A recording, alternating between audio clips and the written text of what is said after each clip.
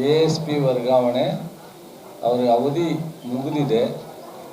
ಕಳೆದ 6-7 ತಿಂಗಳಿಂದನೇ ವರ್ಗಾವಣೆಗೆ ಇಲಾಖೆ ಮಾಡಲಿಕ್ಕೆ ಪ್ರಯತ್ನ ಮಾಡಿದರು.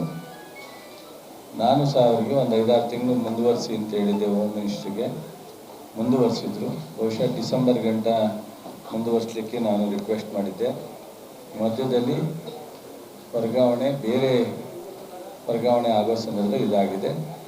ಈ ತಿಮ್ಮಯ್ಯನವರ ವರ್ಗಾವಣೆಗೂ ಗಣಪತಿ ವಿಸರ್ಜನಾ ಸಮಾರಂಭದಲ್ಲಿ ನಡೆದಂಥ ಘಟನೆಗೂ ಸಂಬಂಧ ಇಲ್ಲ.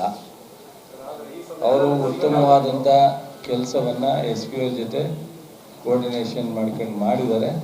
ಆದರೆ ನಿನ್ನೆ ಅವರು ವರ್ಗಾವಣೆ ಹೊರಗಡೆ ಬಂದಿರೋದ್ರಿಂದ ನಿಮ್ಗೆಲ್ರಿಗೂ ಆ ಥರ ಅನಿಸಿದೆ.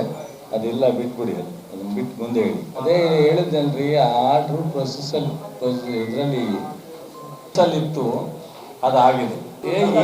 ನಾನು ಹೇಳೋದಕ್ಕೆ ಒಪ್ಪದಿರೋ ನೀವು ಹೇಳೋದನ್ನ ನಾನು ಒಪ್ಪಬೇಕು ಹೇಳಿ. ಈಗ ಸರ್ಕಾರ ನೀವು ಹೇಳಿದ್ರಿ ಇದಕ್ಕೇನಾದ್ರು ಸಂಬಂಧ, ಇದಕ್ಕೆ ಸಂಬಂಧ ಇಲ್ಲ, 100% ಸಂಬಂಧ ಇಲ್ಲ. ತಿಮ್ಮಯ್ಯನವರು ಒಳ್ಳೆ ಕೆಲಸ ಮಾಡಿದ್ದಾರೆ. ಸರ್ಕಾರದಲ್ಲಿ ವರ್ಗಾವಣೆ ಸಹಜವಾದಂಥ ಪ್ರಕ್ರಿಯೆ, ಅದರಿಂದ ವರ್ಗಾವಣೆ ಆಗಿದೆ. ಸೊ ನಾನು ಹೇಳಿದ್ದಪ್ಪ. ಆದರೆ ವರ್ಗಾವಣೆ 5-6 ತಿಂಗಳಲ್ಲೇ ಹಿಂದೆ ಮಾಡಲಿಕ್ಕೆ ಹೋಗಿದ್ದಾಗ ನಾನು ಒಂದು ಸ್ವಲ್ಪ ದಿವಸ ಮುಂದುವರಿಸಿ ಅಂತ ಹೇಳಿದ್ದೆ. ಸೊ ನಿನ್ನೆ ಅವ್ರ ಇಲಾಖೆಯಲ್ಲಿ ಪ್ರತಿ ಇಲಾಖೆಯ ಮುಖ್ಯಸ್ಥರು ಮಂತ್ರಿಗಳು ವರ್ಗಾವಣೆ ಮಾಡೋಣ ಎಲ್ಲ ನಾವು ಅದನ್ನು ಸಂಪರ್ಕದಲ್ಲೇ ಇರಲ್ಲ, ಕ್ಯಾಶುವಲ್ ಆಗಿ ಆಗಿದೆ ಅಷ್ಟೇ. 100% ತಿಮ್ಮಯ್ಯನವ್ರಿಗೂ ಗಣಪತಿ ವಿಸರ್ಜನಾ ಕಾರ್ಯಕ್ರಮಕ್ಕೂ ಸಂಬಂಧ ಇಲ್ಲ.